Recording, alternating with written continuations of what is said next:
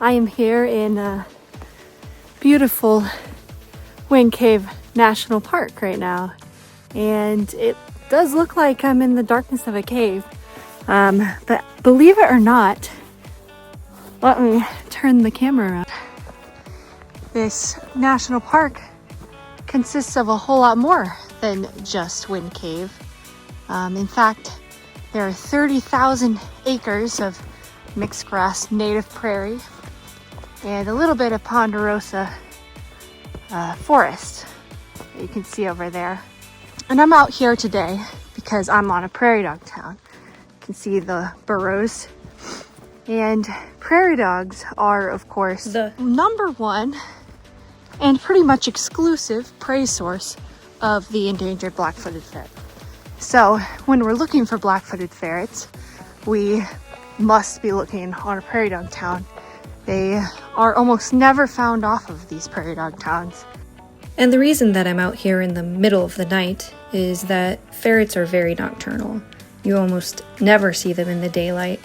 And if we are going to find these guys and do monitoring and management on them, then we have to pull all-nighters looking for them with these spotlights. And sometimes we're on foot, other times we get lucky and get a truck with a spotlight mount. The weather certainly doesn't always cooperate. Sometimes it gets foggy, sometimes it rains, and it even snowed on me in Wind Cave. That was a pretty cold night, but it's worth it when you get to see black-footed ferrets. And what I am doing now is looking for their eye shine. This is the most cost-effective way, most reliable way that biologists have to find black-footed ferrets in the wild. When we catch eye shine, it's not always a black-footed ferret. There's a lot of animals out here on prairie dog towns. There are, of course, a lot of bison here at Wind Cave. They have kind of the same green eye shine, but they are a little bit higher off of the ground. There's pronghorn, which have the same color eye shine, that emerald green, and coyotes.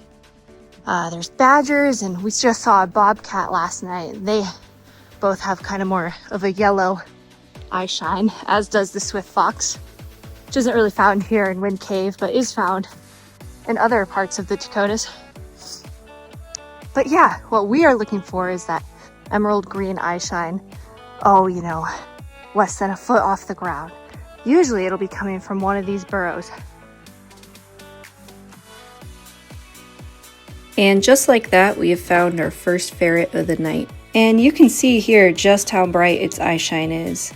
Sometimes when you're spotlighting and you haven't seen anything for a long time, you start to see eye shine in things like moths going in front of the spotlight or a bright piece of grass. One time I even thought that a star on the horizon was ferret eye shine. When you do see it though, it's pretty unmistakable.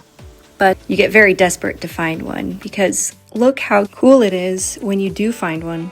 It's a really special feeling to put your eyes on an endangered species for the first time. So what we'll do now is we will set this ferret-shaped trap and wait.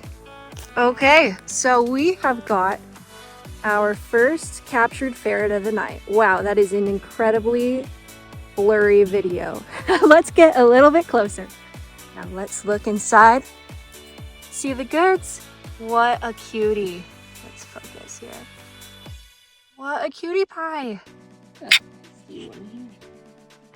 Here is a male ferret.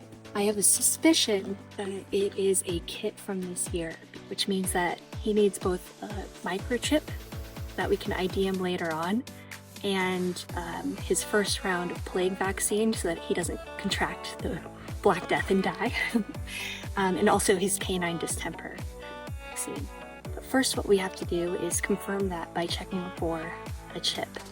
My reader here doesn't go through the metal cage very well, so what we're going to do is transfer him to this plastic tube, which can be kind of a delicate process.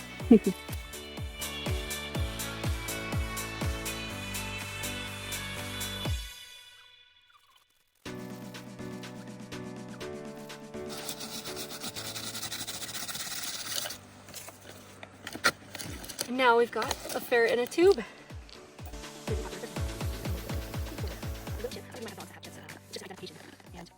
microchips inside their bodies instead of like an ear tag is that ferrets are pretty rough on themselves and ear tags tend to get pulled out when they're underground eating prairie dogs and such. I'm not picking up a chip for this guy, so let's get this guy to the vet.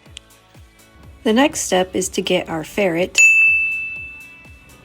out of the low-tech plastic tube and into the high-tech chamber where it will be pumped with isoflurane and in about 2 minutes be fast asleep.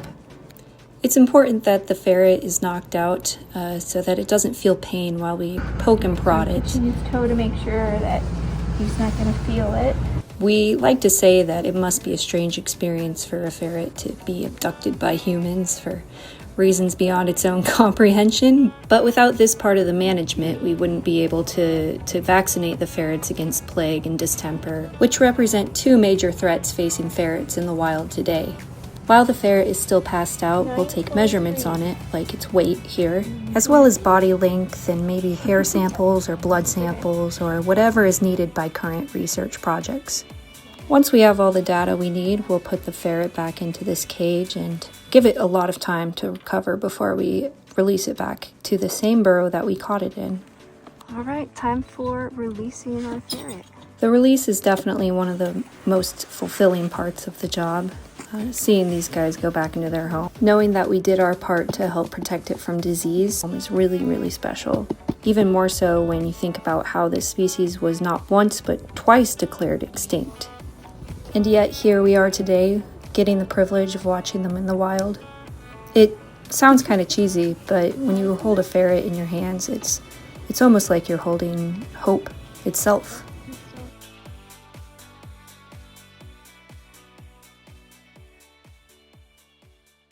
For more information on how you can help us protect this amazing wildlife and the public lands they depend on, please visit these websites.